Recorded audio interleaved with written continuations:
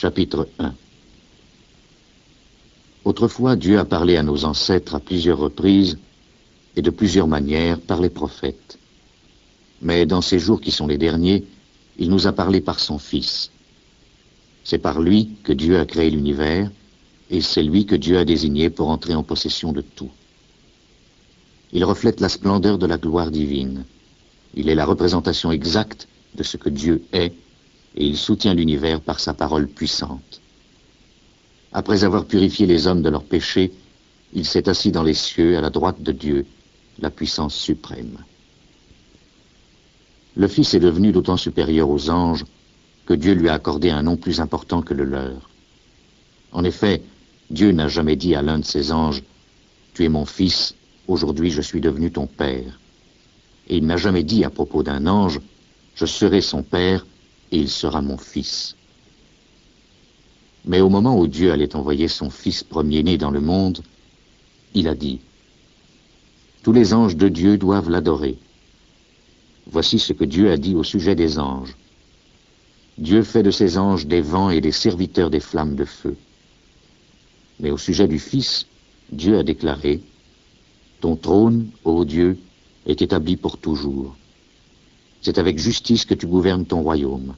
Tu aimes ce qui est juste et tu détestes le mal. C'est pourquoi Dieu, ton Dieu, t'a choisi et t'a rempli de joie en t'accordant une place d'honneur bien supérieure à celle qu'il a accordée à tes compagnons. » Et il a dit aussi « C'est toi, Seigneur, qui au commencement as créé la terre et qui de tes propres mains as fait les cieux. Ils disparaîtront tous, mais toi tu resteras. Ils vieilliront tous comme des vêtements. Tu les rouleras comme un manteau et ils seront changés comme des vêtements. Mais toi tu es le même et tu ne vieilliras jamais. Dieu n'a jamais dit à l'un de ses anges « Assieds-toi à ma droite jusqu'à ce que je mette tes ennemis comme un escabeau sous tes pieds. » Que sont alors les anges?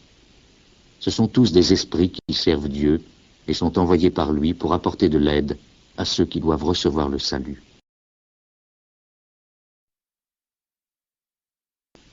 Chapitre 2. C'est pourquoi nous devons nous attacher d'autant plus fermement aux vérités que nous avons entendues, afin de ne pas être entraînés à notre perte. Le message que les anges ont apporté a prouvé sa valeur, et tout homme qui n'en a pas tenu compte ou lui a désobéi a reçu la punition qu'il méritait. Alors, comment pourrons-nous échapper à la punition si nous négligeons un si grand salut? Le Seigneur lui-même a annoncé ce salut en premier lieu, puis ceux qui l'ont entendu nous ont confirmé sa valeur. En même temps, Dieu a appuyé leur témoignage par des signes, des prodiges et toutes sortes de miracles. Il a également distribué les dons du Saint-Esprit selon sa volonté. En effet, ce n'est pas aux anges que Dieu a accordé le pouvoir sur le monde à venir dont nous parlons. Au contraire, dans un passage de l'Écriture, quelqu'un déclare « Qu'est-ce que l'homme, ô Dieu, pour que tu penses à lui? Qu'est-ce qu'un simple homme pour que tu prennes soin de lui? Tu l'as rendu pour un peu de temps inférieur aux anges, tu lui as donné la gloire et l'honneur comme à un roi, tu lui as accordé le pouvoir sur toute chose. » Quand il est dit que Dieu a accordé à l'homme le pouvoir sur toute chose, cela signifie qu'il lui a tout soumis, sans exception.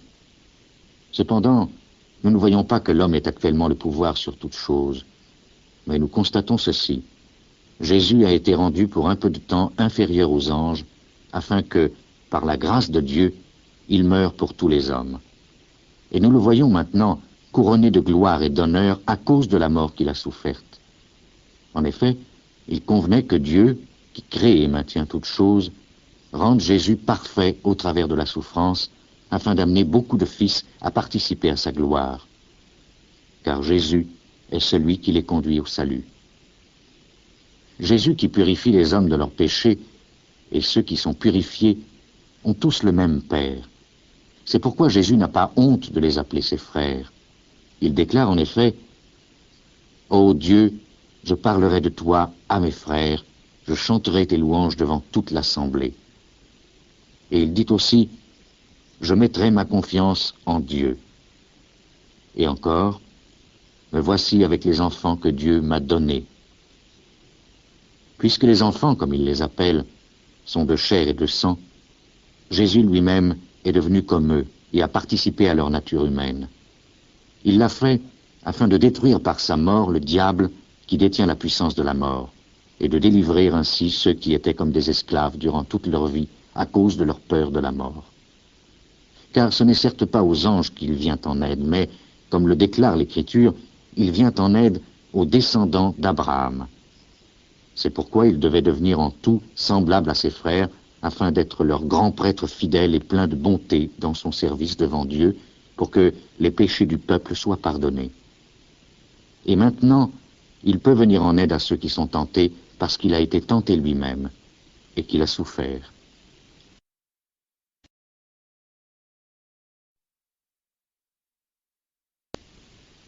Chapitre 3. C'est pourquoi, frères chrétiens, vous qui avez aussi été appelés par Dieu, regardez Jésus que Dieu a envoyé pour être le grand prêtre de la foi que nous proclamons.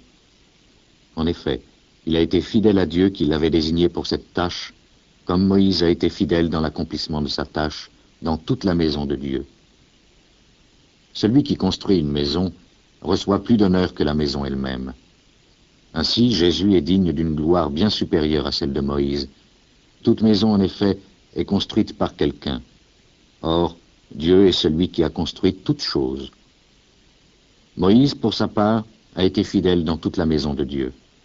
Ce fut un serviteur chargé de parler de ce que Dieu allait dire. Mais le Christ est fidèle en tant que fils placé à la tête de la maison de Dieu. Nous sommes sa maison si nous gardons notre assurance et notre confiance en ce que nous espérons. C'est pourquoi, comme l'affirme le Saint-Esprit, si vous entendez la voix de Dieu aujourd'hui, n'endurcissez pas vos cœurs comme lorsque vous vous êtes révoltés contre Dieu, comme le jour où vous l'avez mis à l'épreuve dans le désert. Là, vos ancêtres m'ont tenté et mis à l'épreuve, dit Dieu, bien qu'ils aient vu tout ce que j'accomplissais pendant 40 ans. C'est pourquoi je me suis mis en colère contre ces gens. Et j'ai dit, ils se trompent toujours dans leur façon de penser, ils n'ont jamais connu mes chemins. Je me suis mis en colère et j'ai fait ce serment, ils n'entreront jamais là où l'on se repose avec moi. Frères, prenez garde que personne parmi vous n'ait un cœur si mauvais et incrédule qu'il se détourne du Dieu vivant. Au contraire, encouragez-vous les uns les autres chaque jour, aussi longtemps que l'aujourd'hui de l'Écriture s'applique à nous, afin qu'aucun de vous ne se laisse tromper par le péché et n'endurcisse son cœur. En effet, nous sommes les compagnons du Christ si nous gardons fermement jusqu'à la fin la confiance que nous avons eue au commencement. Voici ce que l'Écriture déclare. Si vous entendez la voix de Dieu aujourd'hui, n'endurcissez pas vos cœurs comme lorsque vous vous êtes révoltés contre Dieu. Qui sont ceux qui ont entendu la voix de Dieu et se sont révoltés contre lui? Ce sont tous ceux que Moïse a conduits hors d'Égypte. Contre qui Dieu a-t-il été en colère pendant 40 ans? Contre ceux qui avaient péché et qui tombèrent morts dans le désert. Quand Dieu a fait ce serment, ils n'entreront jamais là où l'on se repose avec moi. De qui parlait-il? Il parlait de ceux qui s'étaient révoltés. Nous voyons en effet qu'ils n'ont pas pu entrer dans ce repos parce qu'ils n'avaient pas cru.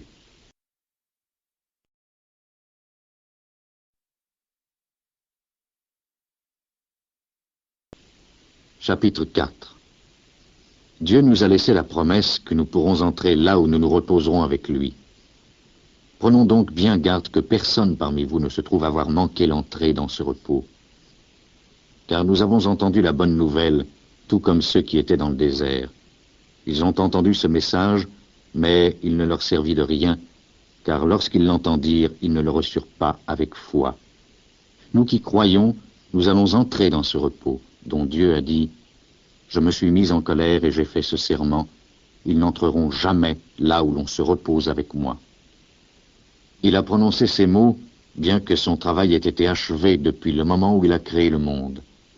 En effet, quelque part dans l'Écriture, il est dit ceci à propos du 7e jour, « Dieu se reposa de tout son travail le 7e jour. » Et le même sujet est repris dans le passage où Dieu dit, « Ils n'entreront jamais là où l'on se repose avec moi. » Ceux qui avaient été les premiers à entendre la bonne nouvelle ne sont pas entrés dans ce repos parce qu'ils n'ont pas cru. Par conséquent, il est encore possible pour d'autres d'y entrer. C'est pourquoi Dieu fixe de nouveau un jour appelé aujourd'hui. Il en a parlé beaucoup plus tard par l'intermédiaire de David dans le passage déjà cité. Si vous entendez la voix de Dieu aujourd'hui, n'endurcissez pas vos cœurs. En effet, si Josué avait conduit le peuple dans ce repos, Dieu n'aurait pas parlé plus tard d'un autre jour. Ainsi, un repos semblable au repos de Dieu le 7e jour reste offert au peuple de Dieu. Car celui qui entre là où l'on se repose avec Dieu se repose de son travail comme Dieu s'est reposé du sien. Efforçons-nous donc d'entrer dans ce repos. Faisons en sorte qu'aucun de nous ne désobéisse de la même manière que ceux qui étaient dans le désert et ne manquent l'entrée dans ce repos. Car la parole de Dieu est vivante et efficace. Elle est plus tranchante qu'aucune épée à 2 tranchants. Elle pénètre jusqu'au point où l'âme et l'esprit se rencontrent, jusqu'au point où les jointures et la moelle se touchent. Elle juge les désirs et les pensées du cœur de l'homme. Il n'est rien qui puisse être caché à Dieu. Tout dans l'ensemble de la création se trouve à nu et à découvert devant ses yeux, et c'est à lui que nous devons tous rendre compte. Tenons donc fermement la foi que nous proclamons. Nous avons en effet un grand prêtre souverain qui est parvenu jusqu'en la présence même de Dieu. C'est Jésus, le Fils de Dieu. Nous n'avons pas un grand prêtre incapable de souffrir avec nous de nos faiblesses. Au contraire, notre grand prêtre a été tenté en tout comme nous le sommes, mais il n'a pas commis de péché. Approchons-nous donc avec confiance du trône de Dieu, où est la grâce. Nous y recevrons le pardon et y trouverons la grâce nécessaire pour être secourus au bon moment.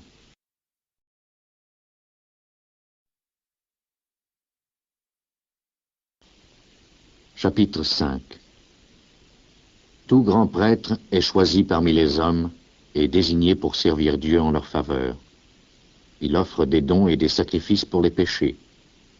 Comme il est lui-même exposé à bien des faiblesses, il peut montrer de la compréhension à l'égard des ignorants et de ceux qui commettent des erreurs. Et parce qu'il est faible lui-même, il doit offrir des sacrifices non seulement pour les péchés du peuple, mais aussi pour ses propres péchés. Personne ne peut s'attribuer l'honneur d'être grand prêtre. On le devient seulement par appel de Dieu, comme ce fut le cas pour Aaron. De même, le Christ ne s'est pas accordé lui-même l'honneur d'être grand prêtre. Au contraire, c'est Dieu qui lui a déclaré « Tu es mon fils, aujourd'hui je suis devenu ton père ». Et ailleurs, il a dit aussi « Tu seras prêtre pour toujours dans l'ordre de Melchizedek ».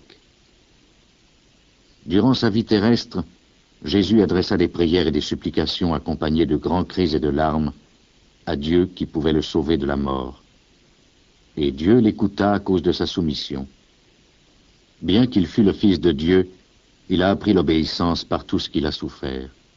Après avoir été rendu parfait, il est devenu la source d'un salut éternel pour tous ceux qui lui obéissent, et Dieu l'a déclaré grand prêtre dans l'ordre de Melchizedek. Nous avons beaucoup à dire sur ce sujet, mais il est difficile de vous donner des explications car vous êtes bien lents à comprendre. Il s'est passé suffisamment de temps pour que vous deveniez des maîtres, et pourtant vous avez encore besoin qu'on vous enseigne les premiers éléments du message de Dieu. Au lieu de manger de la nourriture solide, vous avez encore besoin de boire du lait. Celui qui se nourrit de lait n'est qu'un enfant. Il n'a pas d'expérience au sujet de ce qui est juste ou faux. Par contre, la nourriture solide est destinée aux adultes, qui, par la pratique, ont habitué leur sens à distinguer le bien du mal.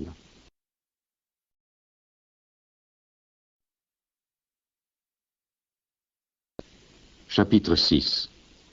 Ainsi, progressons afin d'aborder un enseignement d'adulte en laissant derrière nous les premiers éléments du message chrétien. Nous n'allons pas poser de nouveau les bases de ce message, la nécessité de se détourner des œuvres inutiles et de croire en Dieu, l'enseignement au sujet des divers baptêmes et de la cérémonie d'imposition des mains, l'annonce de la résurrection des morts et du jugement éternel. Progressons. C'est là ce que nous allons faire, si Dieu le permet. En effet, qu'en est-il de ceux qui retombent dans une vie mauvaise? Ils ont reçu une fois la lumière de Dieu, ils ont goûté aux dons célestes et ont eu part au Saint-Esprit.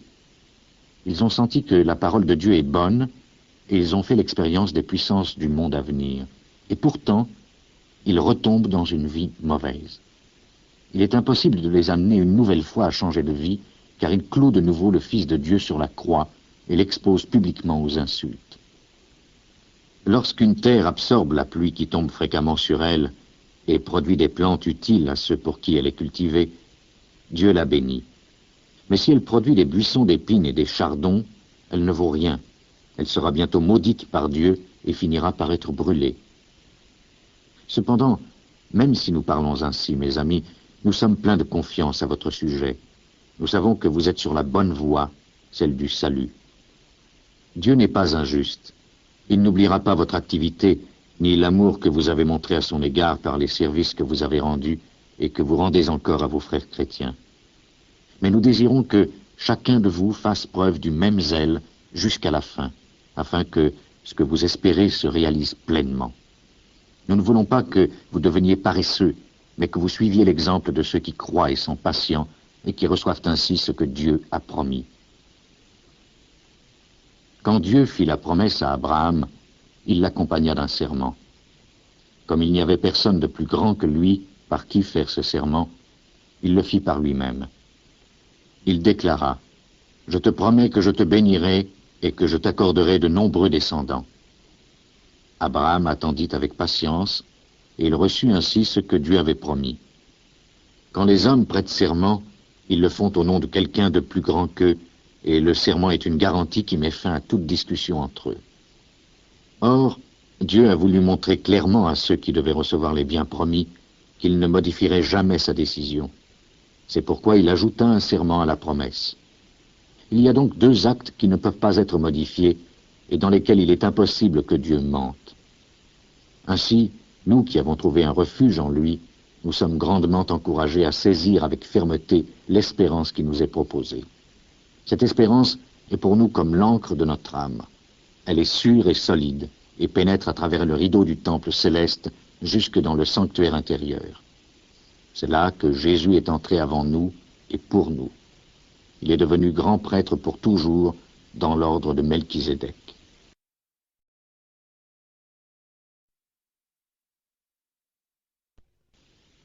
Chapitre 7. Ce Melchizedek était roi de Salem et prêtre du Dieu Très-Haut.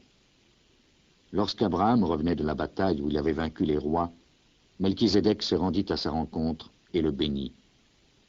Abraham lui donna la 10e partie de tout ce qu'il avait. Le nom de Melchizedek, tout d'abord, signifie roi de justice. De plus, il était roi de Salem, ce qui veut dire roi de paix. On ne connaît à Melchizedek ni père ni mère, ni aucun ancêtre. On ne parle nulle part de sa naissance ou de sa mort. Il est semblable au Fils de Dieu, il demeure prêtre pour toujours. Remarquez comme il est grand. Abraham, le patriarche, lui donna la 10e partie de tout ce qu'il avait gagné dans la bataille. Ceux des descendants de Lévi qui sont prêtres ont l'ordre, selon la loi, de demander la 10e partie de tout au peuple d'Israël. Autrement dit, ils la demandent à leurs propres compatriotes, qui pourtant sont eux aussi des descendants d'Abraham. Melchizedek n'était pas un descendant de Lévi, mais il obtint d'Abraham le 10e de ce qu'il avait. De plus, il bénit celui qui avait reçu les promesses de Dieu. Or, sans aucun doute, celui qui bénit est supérieur à celui qui est béni. Dans le cas des prêtres, la 10e partie de ce que l'on possède est reçue par des hommes qui meurent. Mais dans le cas de Melchizedek, cette part fut reçue par quelqu'un qui vit, comme l'affirme l'Écriture. Enfin, et pour ainsi dire, quand Abraham paya le 10e de ses biens, Lévi, dont les descendants sont ceux qui reçoivent le 10e, le paya aussi. Car bien que Lévi ne fût pas encore né, il était en quelque sorte dans le corps de son ancêtre Abraham quand Melchizedek vint à sa rencontre. La prêtrise lévitique était à la base de la loi donnée au peuple d'Israël. Or, si les prêtres lévitiques avaient accompli une œuvre parfaite, il n'aurait pas été nécessaire qu'apparaisse un prêtre d'une autre sorte, un prêtre dans l'ordre de Melchizedek et non plus dans l'ordre d'Aaron. Car lorsque la prêtrise est changée, il faut aussi qu'il y ait un changement de loi. Et notre Seigneur, auquel ces paroles se rapportent, appartenait à une autre tribu dont aucun membre n'a jamais effectué le service de prêtre à l'autel. Il est bien connu qu'il appartenait de naissance à la tribu de Juda, et Moïse n'a rien dit de cette tribu quand il a parlé des prêtres. Voici un fait qui rend tout cela encore plus clair. Un autre prêtre est apparu qui est semblable à Melchizedek. Il n'a pas été établi prêtre d'après un ensemble de règlements humains, il l'est devenu par la puissance d'une vie qui n'a pas de fin. En effet, l'Écriture déclare « Tu seras prêtre pour toujours dans l'ordre de Melchizedek ». Ainsi, l'ancienne règle a été supprimée, parce qu'elle était faible et inutile. La loi de Moïse, en effet, n'a rien amené à la perfection. Mais une espérance meilleure a été introduite, grâce à laquelle nous nous approchons de Dieu. De plus, il y a eu le serment de Dieu. Les autres sont devenus prêtres sans un tel serment. Mais Jésus a été établi prêtre avec un serment, quand Dieu lui a déclaré « Le Seigneur l'a juré, et il ne changera pas d'idée. Tu seras prêtre pour toujours. » Par conséquent, Jésus est aussi celui qui nous garantit une alliance meilleure. Il existe une autre différence encore. Les autres prêtres ont été nombreux parce qu'ils mouraient et ne pouvaient pas continuer leur activité. Mais Jésus vit pour toujours et sa tâche de prêtre n'a pas été transmise à quelqu'un d'autre. C'est pourquoi il peut sauver, maintenant et toujours, ceux qui s'approchent de Dieu par lui, car il est toujours vivant pour prier Dieu en leur faveur. Jésus est donc le grand prêtre qu'il nous fallait. Il est saint, il n'y a aucun mal et aucun péché en lui, il a été séparé des pécheurs et élevé au-dessus des cieux. Il n'est pas comme les autres grands prêtres, il n'a pas besoin d'offrir chaque jour des sacrifices, d'abord pour ses propres péchés et ensuite pour ceux du peuple. Il a offert un sacrifice une fois pour toutes quand il s'est offert lui-même. La loi de Moïse établit comme grand prêtre des hommes imparfaits, mais la parole du serment de Dieu, formulée après la loi, établit comme grand prêtre le Fils qui a été rendu parfait pour toujours.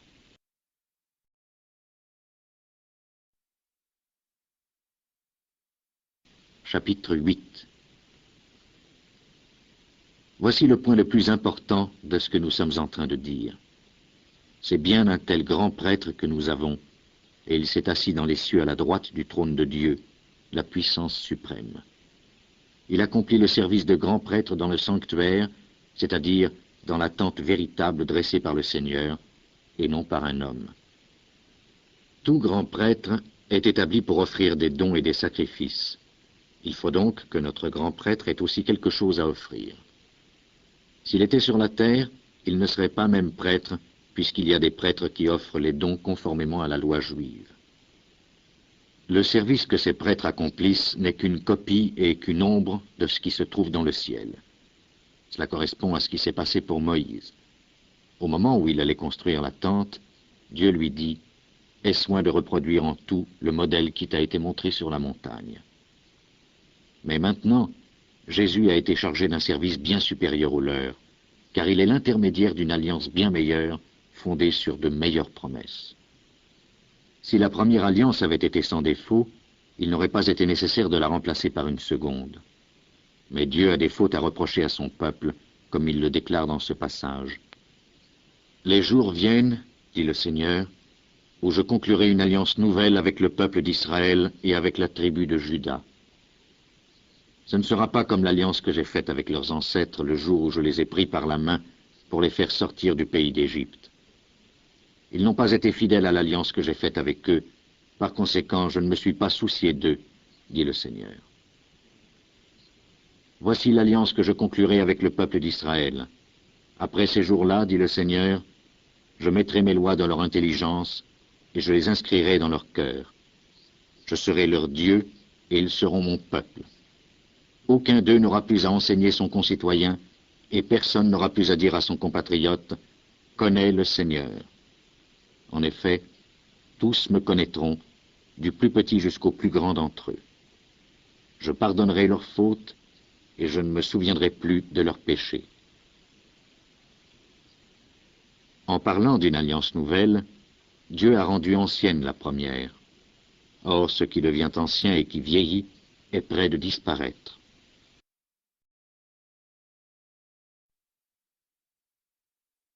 Chapitre 9. La première alliance avait des règles pour le culte et un temple terrestre. Une tente avait été installée, la première, appelée le lieu saint. Là se trouvaient la lampe et la table avec les pains offerts à Dieu. Derrière le second rideau était la tente appelée le lieu très saint. Il y avait là l'autel en or où l'on brûlait l'encens, et il y avait le coffre de l'alliance entièrement recouvert d'or. Dans le coffre se trouvait le vase d'or qui contenait la manne, le bâton d'Aaron qui avait fleuri, et les tablettes de pierre où étaient inscrites les paroles de l'Alliance. Au-dessus du coffre se tenaient les êtres glorieux qui indiquaient la présence de Dieu. Leurs ailes s'étendaient sur l'endroit où était offert le sacrifice pour le pardon des péchés. Mais ce n'est pas le moment de parler de tout cela en détail. L'ensemble étant ainsi disposé, les prêtres entrent jour après jour dans la première tente pour accomplir leur service. Mais seul le grand prêtre entre dans la seconde tente et ne le fait qu'une fois par an. Il doit y apporter du sang d'animal qu'il offre à Dieu pour lui-même et pour les péchés que le peuple a commis par ignorance. Le Saint-Esprit montre ainsi que le chemin du lieu très saint n'est pas encore ouvert aussi longtemps que subsiste la première tente. C'est là une image qui se rapporte au temps présent. Elle signifie que les dons et les sacrifices d'animaux offerts à Dieu ne peuvent pas rendre parfait le cœur de celui qui pratique ce culte. Il y est question seulement d'aliments, de boissons et de diverses cérémonies de purification. Il s'agit de règles d'ordre matériel qui ne sont en vigueur que jusqu'au temps où Dieu réformera toutes choses. Mais le Christ est venu comme grand prêtre des biens qui sont déjà présents. La tente dans laquelle il accomplit son service est plus importante et plus parfaite. Elle n'a pas été construite par des hommes, autrement dit, elle n'appartient pas à ce monde créé. Quand le Christ est entré une fois pour toutes dans le lieu très saint, il n'a pas offert du sang de bouc et de veau. Il a offert son propre sang et il a obtenu pour nous un salut éternel.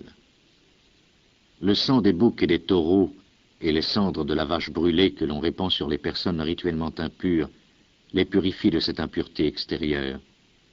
S'il en est bien ainsi, combien plus efficace encore doit être le sang du Christ. Par l'Esprit éternel, il s'est offert lui-même à Dieu comme sacrifice parfait. Son sang purifiera notre conscience des œuvres inutiles pour que nous puissions servir le Dieu vivant. Voilà pourquoi le Christ est l'intermédiaire d'une alliance nouvelle, afin que ceux qui ont été appelés par Dieu puissent recevoir les biens éternels que Dieu a promis comme héritage. Ils le peuvent parce qu'une mort est intervenue et que cette mort délivre les hommes des fautes commises quand ils étaient soumis à la première alliance. Là où il y a un testament, il est nécessaire de prouver que celui qui l'a établi est mort. En effet, un testament n'est pas valable aussi longtemps que son auteur est en vie. Il a de la valeur seulement après la mort de celui-ci. C'est pourquoi la première alliance elle-même n'est pas entrée en vigueur avant que du sang soit répandu. En premier lieu, Moïse proclama devant l'ensemble du peuple tous les commandements tels qu'ils se trouvent dans la loi. Puis, il prit le sang des veaux avec de l'eau et en répandit à la fois sur le livre de la loi et sur tout le peuple au moyen d'une branche d'hysope et au moyen de laine rouge. Il déclara: « Ceci est le sang qui confirme l'alliance à laquelle Dieu vous a ordonné d'être fidèles. » Moïse répandit également du sang sur la tente et sur tous les objets utilisés pour le culte. Selon la loi, presque tout est purifié avec du sang, et les péchés ne sont pardonnés que si du sang est répandu. Ces copies des réalités célestes devaient être purifiées de cette façon.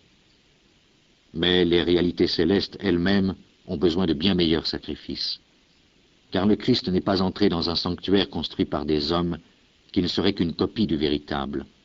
Il est entré dans le ciel même, où il se présente maintenant pour nous devant Dieu. Le grand prêtre juif entre chaque année dans le sanctuaire avec du sang d'animal. Mais le Christ n'est pas entré pour s'offrir plusieurs fois lui-même. Autrement, il aurait dû souffrir plusieurs fois depuis la création du monde. En réalité, il est apparu maintenant une fois pour toutes, alors que les temps sont proches de la fin, pour supprimer le péché en se donnant lui-même en sacrifice. Tout homme est destiné à mourir une seule fois, et après cela à être jugé par Dieu. De même, le Christ aussi a été offert en sacrifice une seule fois pour enlever le péché de beaucoup d'hommes. Il apparaîtra une seconde fois, non plus pour enlever le péché, mais pour sauver ceux qui l'attendent.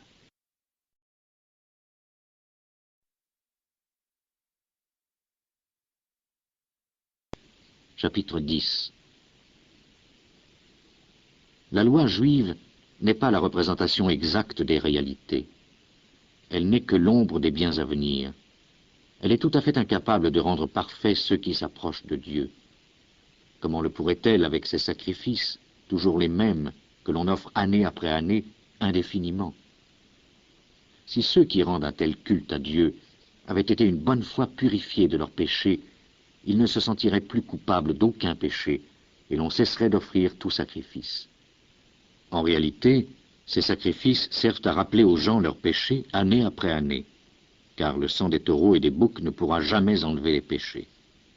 C'est pourquoi, au moment où il allait entrer dans le monde, le Christ dit à Dieu, « Tu ne veux ni sacrifice, ni offrande, mais tu m'as formé un corps. Tu ne prends plaisir ni à l'offrande d'animaux brûlés sur l'autel, ni à des sacrifices destinés à enlever les péchés. Alors j'ai dit, me voici, ô Dieu, je viens pour faire ce que tu veux, conformément à ce qui est écrit à mon sujet dans le livre de la loi. » Il déclare tout d'abord, « Tu ne veux ni sacrifice, ni offrande, ni animaux brûlés sur l'autel, ni sacrifice destiné à enlever les péchés, et tu n'y prends pas plaisir. » Pourtant, ces sacrifices sont offerts conformément à la loi. Puis il ajoute, « Me voici, ô Dieu, je viens pour faire ce que tu veux. » Ainsi, Dieu supprime tous les anciens sacrifices et les remplace par le sacrifice du Christ. Parce que Jésus-Christ a accompli ce que Dieu voulait, nous sommes purifiés du péché par l'offrande qu'il a faite de son propre corps, une fois pour toutes. Tout prêtre se tient chaque jour debout pour accomplir son service. Il offre souvent les mêmes sacrifices qui ne peuvent cependant jamais enlever les péchés. Le Christ, par contre, a offert un seul sacrifice pour les péchés, un sacrifice dont l'effet dure toujours, puis il s'est assis à la droite de Dieu. Maintenant, c'est là qu'il attend que Dieu mette ses ennemis comme un escabeau sous ses pieds. Ainsi, par une seule offrande, il a rendu parfait pour toujours ceux qui sont purifiés du péché. Le Saint-Esprit nous l'affirme également. En effet, il déclare tout d'abord, « Voici l'alliance que je conclurai avec eux après ces jours-là, dit le Seigneur. Je mettrai mes lois dans leur cœur et je les inscrirai dans leur intelligence. » Puis il ajoute, « Je ne me souviendrai plus de leurs péchés et de leurs fautes. » Or, quand les péchés ont été pardonnés, il n'est plus nécessaire de présenter une offrande destinée à les enlever. Ainsi, frères, nous avons la liberté d'entrer dans le lieu très saint grâce à la mort de Jésus. Il nous a ouvert un chemin nouveau et vivant au travers du voile, c'est-à-dire au travers de son propre corps. Nous avons un grand prêtre placé à la tête de la maison de Dieu. Approchons-nous donc de Dieu avec un cœur sincère et une foi pleine d'assurance, le cœur purifié de tout ce qui donne mauvaise conscience et le corps lavé au moyen d'une eau pure. Gardons fermement l'espérance que nous proclamons, car nous pouvons être certains que Dieu tiendra ses promesses. Veillons les uns sur les autres pour nous encourager à mieux aimer et à faire des œuvres bonnes. Ne cessons pas d'assister à nos assemblées. Ne soyons pas comme certains qui ont pris l'habitude de ne plus y venir. Au contraire, encourageons-nous les uns les autres, et cela d'autant plus que vous voyez approcher le jour du Seigneur. Car, si nous continuons volontairement à pécher après avoir appris à connaître la vérité, il n'y a plus de sacrifice qui puisse enlever les péchés. Il ne nous reste plus qu'à avoir peur en attendant ce qui arrivera, c'est-à-dire le jugement et le feu ardent qui détruira les ennemis de Dieu. Tout homme qui désobéit à la loi de Moïse est mis à mort sans pitié s'il est reconnu coupable d'après le témoignage de 2 ou 3 témoins. Qu'en sera-t-il alors de celui qui méprise le Fils de Dieu, celui qui considère comme une chose sans valeur le sang de l'alliance de Dieu par lequel il a été purifié et qui insulte l'esprit de la grâce? Vous pouvez bien penser à quel point la punition qu'il méritera sera pire. car nous connaissons celui qui a déclaré « C'est moi qui tirerai vengeance, c'est moi qui paierai en retour », et qui a dit aussi « Le Seigneur jugera son peuple ». Il est terrible de tomber dans les mains du Dieu vivant. Rappelez-vous ce que vous avez vécu dans le passé. En ces jours-là, après avoir reçu la lumière de Dieu, vous avez eu beaucoup à souffrir et vous avez tenu bon dans cette lutte. Tantôt vous étiez insultés et maltraités publiquement, tantôt vous étiez prêts à soutenir ceux que l'on traitait ainsi. Vous avez pris part à la souffrance des prisonniers, et quand on a saisi vos biens, vous avez accepté avec joie de les perdre, car vous saviez que vous possédiez une richesse meilleure et qui dure toujours. Ne perdez donc pas votre assurance, une grande récompense lui est réservée. Vous avez besoin de patience afin d'accomplir ce que Dieu veut et d'obtenir ce qu'il promet. En effet, comme le déclare l'Écriture, « Encore un peu de temps, très peu même, et celui qui doit venir viendra, il ne tardera pas. Cependant, celui qui est juste à mes yeux vivra par la foi, mais s'il retourne en arrière, je ne prendrai pas plaisir en lui. » Nous ne sommes pas de ceux qui retournent en arrière et se perdent. Nous avons la foi et nous sommes sur la voie du salut.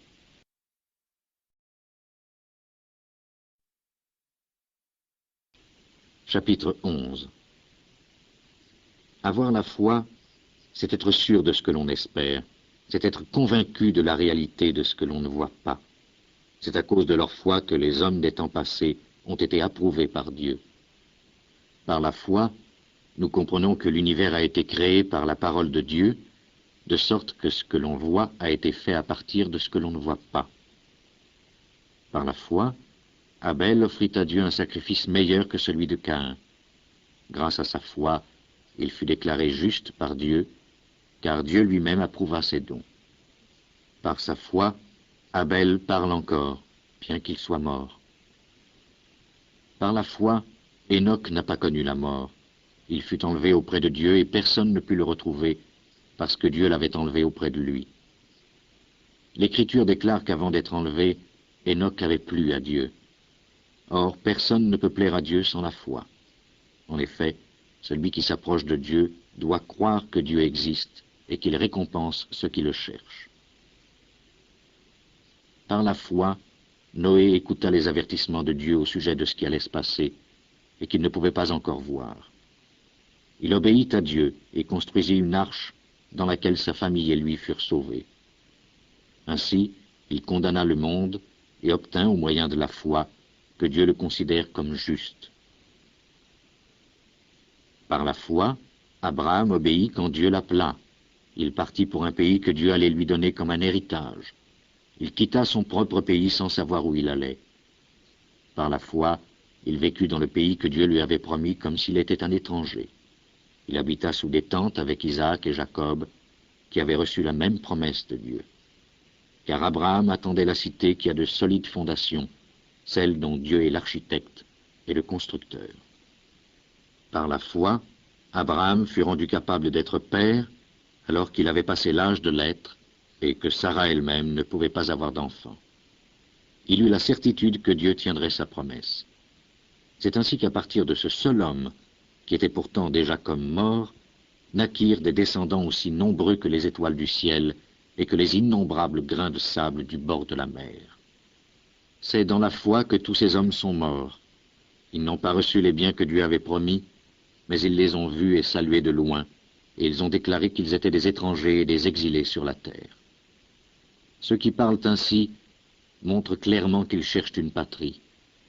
S'ils s'étaient mis à regretter le pays qu'ils avaient quitté, ils auraient eu l'occasion d'y retourner.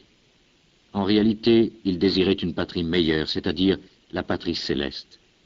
C'est pourquoi Dieu n'a pas honte d'être appelé leur Dieu, car il leur a préparé une cité. Par la foi, Abraham offrit Isaac en sacrifice lorsque Dieu le mit à l'épreuve. C'est à lui, Abraham, que Dieu avait fait la promesse, et pourtant il se montra prêt à offrir son fils unique en sacrifice.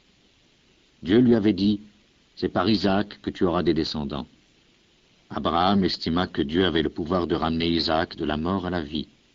Et Abraham reçut à nouveau Isaac, qui lui fut, pour ainsi dire, ramené d'entre les morts. Par la foi, Isaac donna à Jacob et à Ésaü une bénédiction qui se rapportait à leur avenir. Par la foi, Jacob bénit chacun des fils de Joseph peu avant de mourir. Il s'appuya sur le haut de son bâton et adora Dieu. Par la foi, Joseph, à la fin de sa vie, parla du moment où les Israélites sortiraient d'Égypte et indiqua ce que l'on devait faire de ses ossements. Par la foi, les parents de Moïse le tinrent caché pendant 3 mois après sa naissance. Ils virent que c'était un bel enfant et ils n'eurent pas peur de désobéir à l'ordre du roi. Par la foi, Moïse, devenu grand, refusa d'être appelé fils de la fille de Pharaon. Il préféra être maltraité avec le peuple de Dieu que de jouir du péché pendant quelque temps. Il estima que subir le mépris comme le Messie avait beaucoup plus de valeur que les trésors de l'Égypte, car il avait les yeux fixés sur la récompense future. Par la foi, Moïse quitta l'Égypte sans avoir peur de la colère du roi. Il demeura ferme, comme s'il voyait le Dieu invisible. Par la foi, il institua la Pâque et ordonna de répandre du sang sur les portes, afin que l'ange de la mort ne tue pas les fils premiers-nés des Israélites. Par la foi, les Israélites traversèrent la mer Rouge comme si c'était une terre sèche. Mais lorsque les Égyptiens essayèrent d'en faire autant, ils furent noyés. Par la foi, les murs de Jéricho tombèrent après que les Israélites en eurent fait le tour pendant 7 jours. Par la foi, Rahab, la prostituée, ne mourut pas avec ceux qui avaient désobéi à Dieu, parce qu'elle avait accueilli les espions avec bienveillance. Que dirais-je encore? Le temps me manquerait pour parler de Gédéon, de Barak, de Samson, de Jephthé, de David, de Samuel et des prophètes. Grâce à la foi, ils conquirent des pays, firent ce qui est juste et obtinrent ce que Dieu avait promis. Ils fermèrent la gueule des lions, éteignirent des feux violents, évitèrent d'être tués par l'épée. Ils étaient faibles et devinrent forts. Ils furent redoutables à la guerre et vainquirent des armées étrangères. Par la foi, des femmes virent leurs morts ramenés à la vie pour leur être rendus. D'autres ont été torturés à mort. Ils refusèrent la délivrance afin d'être ramenés de la mort à une vie meilleure. D'autres encore subirent des moqueries et des coups de fouet. Certains furent liés de chaînes et jetés en prison. Certains furent tués à coups de pierre, d'autres sciés en deux ou mis à mort par l'épée. Ils allaient d'un endroit à l'autre vêtus de peaux de mouton ou de chèvre, pauvres, persécutés et maltraités. Le monde n'était pas digne de ces hommes-là. Ils erraient dans les déserts et les montagnes, ils vivaient dans les cavernes et les trous de la terre. Tous ces hommes ont été approuvés par Dieu à cause de leur foi. Pourtant, ils n'ont pas reçu ce que Dieu avait promis. En effet, comme Dieu avait prévu mieux encore pour nous, il n'a pas voulu qu'ils soient rendus parfaits autrement qu'avec nous.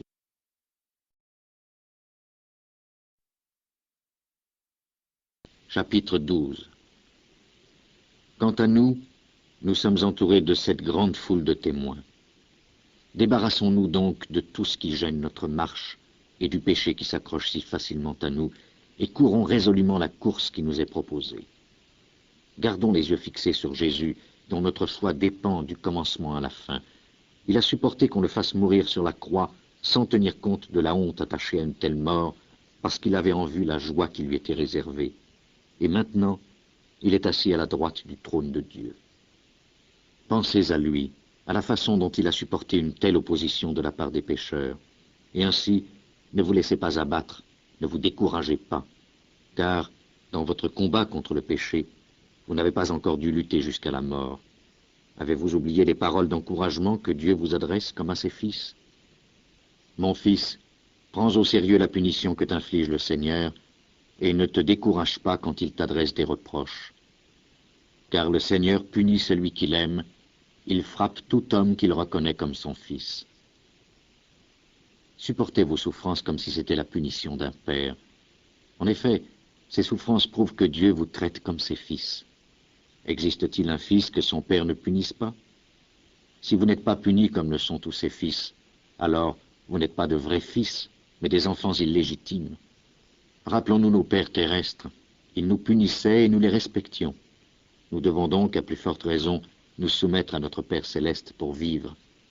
Nos pères terrestres nous punissaient pour peu de temps, selon ce qui leur paraissait juste. Mais Dieu nous punit pour notre bien, afin que nous ayons part à sa sainteté. Quand nous sommes punis, il nous semble au moment même que c'est là une cause de tristesse et non de joie.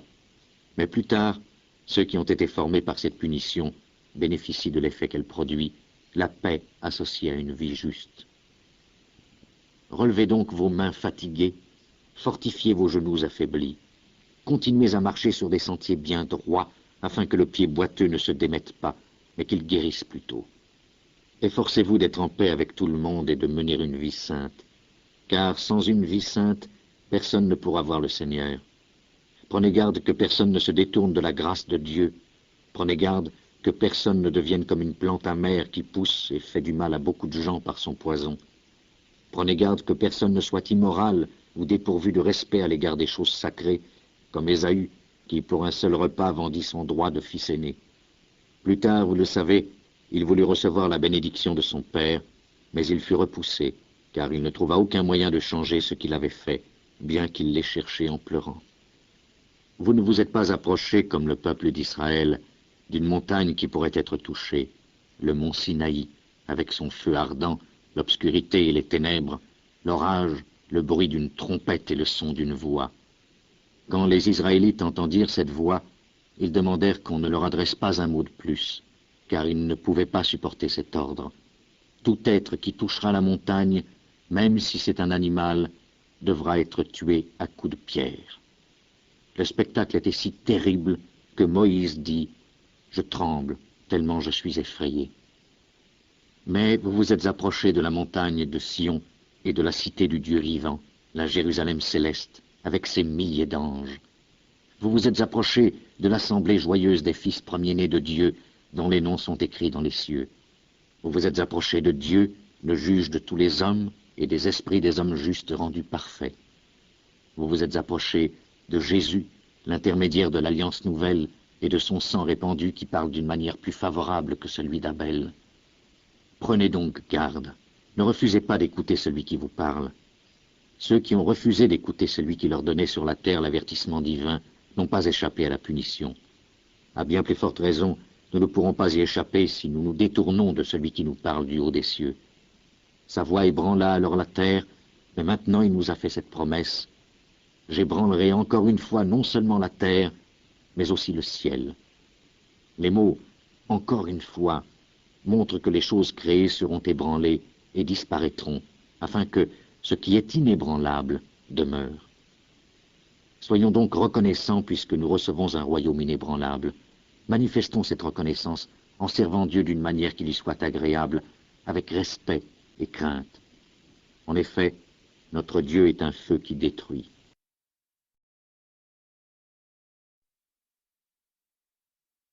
Chapitre 13. Ne cessez pas de vous aimer les uns les autres comme des frères en Christ. Rappelez-vous que vous devez bien recevoir ceux qui viennent chez vous. En effet, en agissant ainsi, quelques-uns ont accueilli des anges sans le savoir. Souvenez-vous de ceux qui sont en prison comme si vous étiez en prison avec eux. Souvenez-vous de ceux qui sont maltraités comme si vous étiez maltraités de la même manière qu'eux.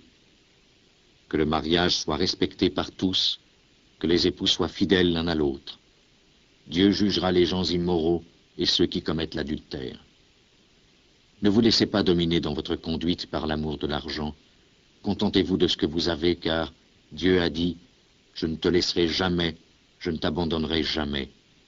C'est pourquoi nous pouvons affirmer avec confiance « Le Seigneur est celui qui vient à mon aide, je n'aurai pas peur. Que peut me faire un homme ?» Souvenez-vous de vos anciens dirigeants qui vous ont annoncé la parole de Dieu. Pensez à la façon dont ils ont vécu et sont morts, et imitez leur foi.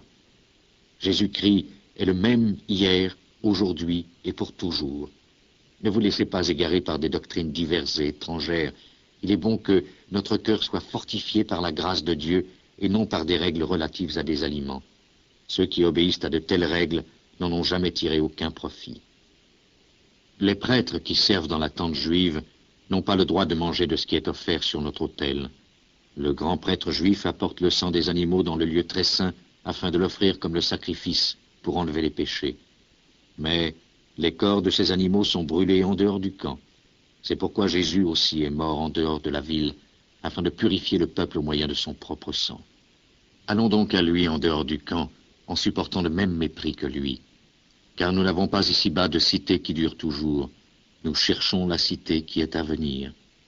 Offrons donc sans cesse à Dieu notre louange comme un sacrifice par Jésus, c'est-à-dire louons sans cesse son nom de nos bouches. N'oubliez pas de pratiquer le bien et de vous entraider les uns les autres, car ce sont de tels sacrifices qui plaisent à Dieu. Obéissez à vos dirigeants et soyez leur soumis. En effet, ils veillent constamment sur vos âmes puisqu'ils devront en rendre compte à Dieu.